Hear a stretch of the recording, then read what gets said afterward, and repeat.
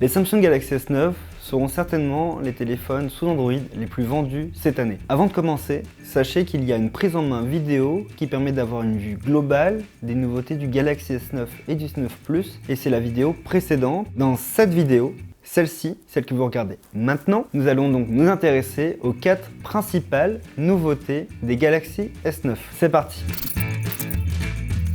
Nous voulions créer du contenu autour des Galaxy S9 parce que ce sont des smartphones plutôt excitants. Nous voulions également comparer les Galaxy S9 aux précédents modèles, les Galaxy S8. C'est un peu ce que nous allons faire en vous présentant les 4 nouveautés principales des Galaxy S9. Et nous allons commencer par la plus ennuyeuse, parce que l'objectif est quand même que vous regardiez toute la vidéo. Une des nouveautés introduites sur les Galaxy S9 est AR Emoji. L'objectif d'AR Emoji est de faire comme Apple avec les Animoji en mieux. Cela signifie donc que les Galaxy S9 vont pouvoir utiliser les capteurs pour créer du contenu original à utiliser sur les réseaux sociaux ou sur les messageries instantanées. Avec la caméra arrière ou avant de votre téléphone, vous pouvez filmer un visage, le vôtre ou celui par exemple de votre copine ou vos amis, votre maman. Votre chien, ça ne marchera peut-être pas. Votre chien, ça ne marchera pas. Vous prenez une vidéo de votre visage et l'appareil va générer un avatar en 3 dimensions. Il y a ce qu'on peut appeler un scanner, qui en fait utilise la caméra, tout simplement, qui va créer un Mi de Nintendo, qui reprend donc un peu les traits de votre visage. Vous avez ensuite à sélectionner le sexe, si vous êtes un homme ou une femme. Et ensuite, vous avez à sélectionner la couleur de peau, ce qui permet d'ajuster pour que ça soit le plus ressemblant. Une fois que l'avatar est créé, il suffit d'aller dans l'application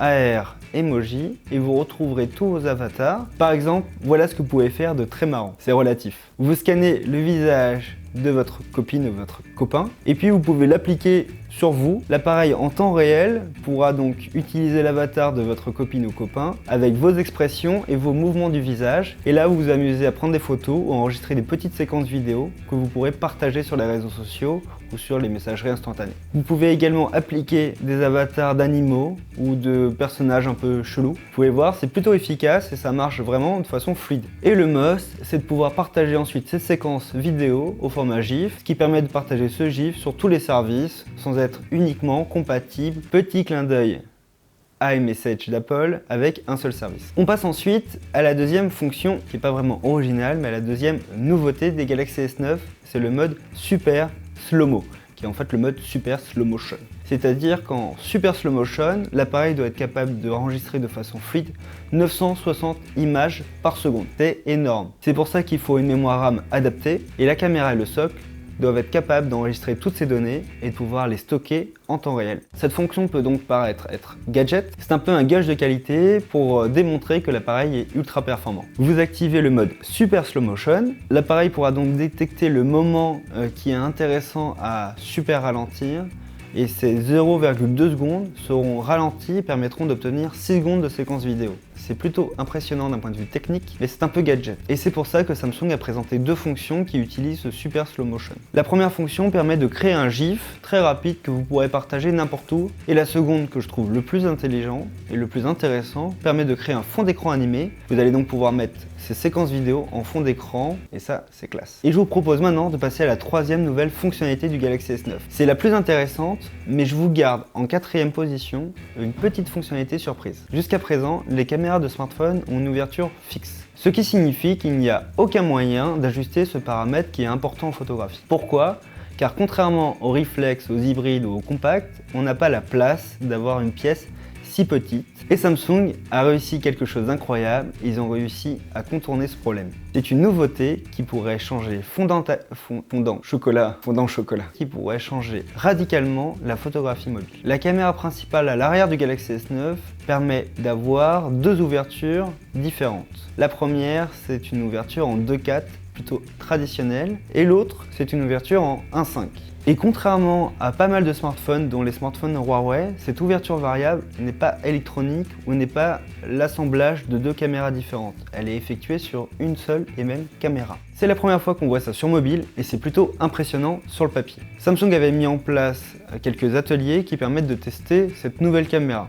L'idée est simple, c'est d'avoir une pièce ultra sombre dans laquelle on met par exemple un tableau au fond, et là on fait 2 petits trous qui permettent de placer par exemple un Galaxy S8 et un Galaxy S9. Et là on voit, comme vous pouvez le voir sur la vidéo, que sur le Galaxy S9 on discerne beaucoup mieux ce fameux tableau, ces objets qui sont au fond de la salle. Ça c'est plutôt la démo classique pour pouvoir démontrer les capacités d'un appareil photo à être bon en faible luminosité. Il faudra voir maintenant ce que cela donne sur le terrain. Le Galaxy S9 devrait être capable de mieux s'en sortir que n'importe quel autre smartphone. Et là, je le répète, on est dans la supposition parce que ce qu'on a fait jusqu'à maintenant, c'est une simple prise en main d'une heure qui ne nous a pas permis de tester en profondeur ce type de fonctionnalité.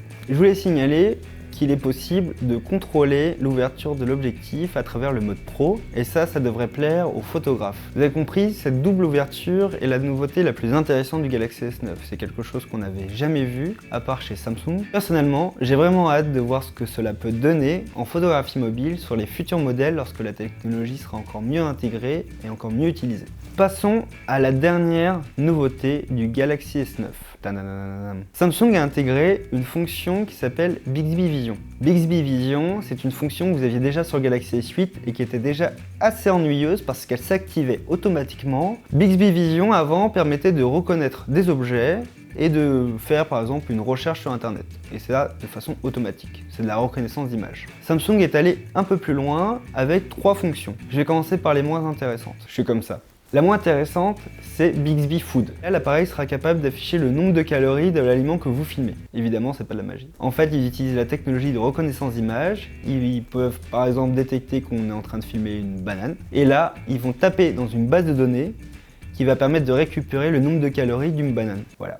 L'autre fonctionnalité s'appelle Bixby Places. L'idée est également d'utiliser de la réalité augmentée pour pouvoir afficher le nom des lieux que vous filmez. Vous êtes dans la rue, vous filmez par exemple des restaurants, des magasins, et là vous allez pouvoir avoir les détails sur chaque magasin qui vont s'afficher en temps réel sur l'écran. Ce n'est pas une nouveauté et ça existe déjà sur de nombreuses applications de ce qu'on appelle l'AR, la réalité augmentée. Enfin, la dernière fonction n'est pas nouvelle, mais elle reste très impressionnante. Elle s'appelle Bixby Translate. L'appareil sera capable de détecter la langue qu'on est en train de filmer et ensuite de le traduire dans notre langue. Pour le coup, ce n'est pas nouveau, mais l'avantage de l'application Bixby Vision, c'est que tout se fait en temps réel et en vidéo. C'est donc beaucoup plus pratique. Moi, ce que je vous promets, c'est que dans les prochaines semaines, très vite, vous aurez de nombreux comparatifs et même un test très complet.